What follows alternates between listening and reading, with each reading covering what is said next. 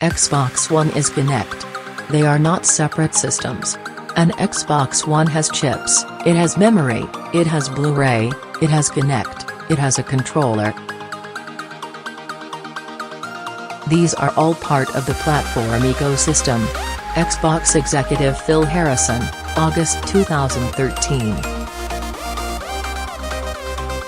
It is clear by Phil Harrison's quote that Microsoft once had high hopes for the Kinect. The innovative motion control peripheral was a big hit for the company on Xbox 360, earning record-breaking sales and becoming one of the hottest items during the 2011 holiday season. However, Kinect 2.0 failed to find the same level of traction as its predecessor and was a general failure on the Xbox One. Microsoft has since announced that it has discontinued the Kinect, signaling the death of its once popular device. Considering the initial success of Kinect, some may be wondering what happened. Why wasn't the Kinect popular on Xbox One? Where did Microsoft go wrong with Kinect 2.0? We're here to answer those questions. The recent demise of Kinect may make some forget that the device was quite popular at one point in time. In fact, Kinect on Xbox 360 sold a whopping 8 million units in its first 60 days on sale, earning the world record for fastest-selling consumer electronics device in the process.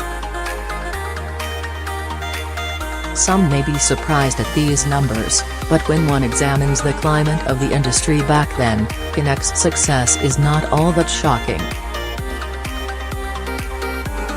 At the time of the Kinect's release, over 50 million Xbox 360 units had been sold, meaning that the console already had a huge install base. Based on Kinect's sales numbers, this install base was hungry for the unique, motion-controlled gameplay experiences that the Kinect provided. There's also the sheer novelty of the device to take into account. When Microsoft revealed Kinect as Project Natal, the device's concept was met with a great deal of enthusiasm. Presentations like Peter Molyneux's Milo demo wowed audiences, as it demonstrated Kinect's impressive voice recognition and motion control functionality. As with many Peter Molyneux's promises, though, the Milo demo was misleading. No Kinect titles ever released provided that level of interactivity, and many features shown off for the Kinect, like scanning real-world clothing items, never really materialized in any meaningful way. It's safe to say some consumers purchased Kinect expecting a much more impressive experience, but many were in it just for the neat motion controls. While it failed to deliver on some of its loftier promises, consumers responded positively to the Kinect on Xbox 360, and that enthusiasm was reflected in its record-breaking sales numbers. Kinect for Xbox 360 stands as one of the most successful post-launch peripherals released for a console. When one looks at the densely populated graveyard of other video game console peripherals and add-on devices, its success is downright incredible. However, Microsoft wanted its Kinect install base to be even larger, and so it thought it would be a good idea to bundle every console with a motion control camera, essentially forcing consumers to adopt it. Forcing Kinect into every Xbox One bundle was just one of many mistakes Microsoft made back at E3 2013. With Kinect driving up the Xbox One's launch price, the console requiring an online connection to function, and the fact that it wasn't going to play used games, Microsoft botched the Xbox One's full reveal. In the process, it significantly damaged consumer confidence in the Xbox brand and threw away all the momentum it had coming out of the Xbox 360 era. Combine this with a significant political event in 2013, and it's no surprise consumers were not rushing out to buy the Kinect for Xbox One like they did with the 360 version of the device. As some may recall, in summer of 2013, Edward Snowden revealed the NSA's massive global surveillance programs, which included PRISM. PRISM, for the uninitiated, is a program that the NSA uses to collect data from people that use products from companies like Google, Apple, and of course, Microsoft. Paranoia about the government using Kinect to spy on consumers added fuel to the anti-Xbox One fire, making its E3 2013 showing an unprecedented disaster. Due to pressure from consumers, Microsoft would eventually give in, removing the Xbox One's always online requirement and allowing it to play used games. However, Kinect was still bundled with the console for about a year, until Microsoft finally released cheaper Xbox One bundles that ditched the device.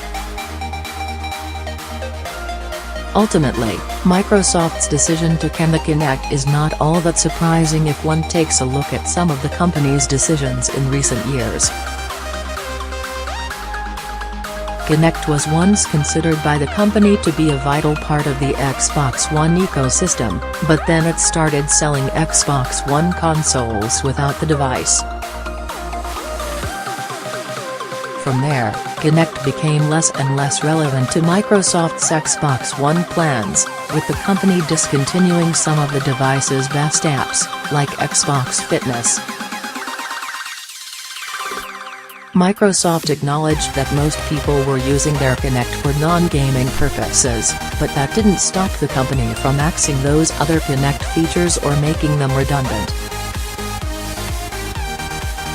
In 2015, an Xbox One system update dropped support for Kinect gestures to navigate the console's dashboard.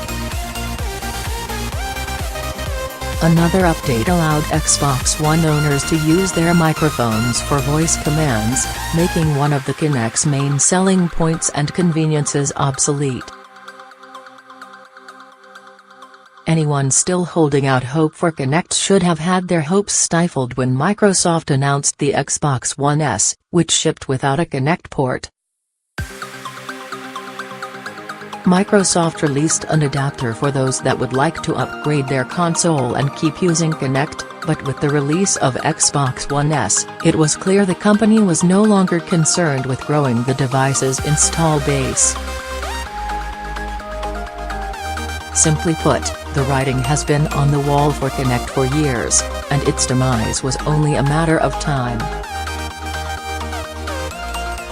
Kinect had a solid start on the Xbox 360, with its unique concept successfully piggybacking off the success of the Wii motion control fad, but ultimately, consumers seem to prefer more traditional gaming experiences. Perhaps Microsoft will revisit the Kinect in the future or incorporate some of its technology into its HoloLens device, but for now, Kinect fans will just have to use the software still available to them on Xbox 360 and Xbox One.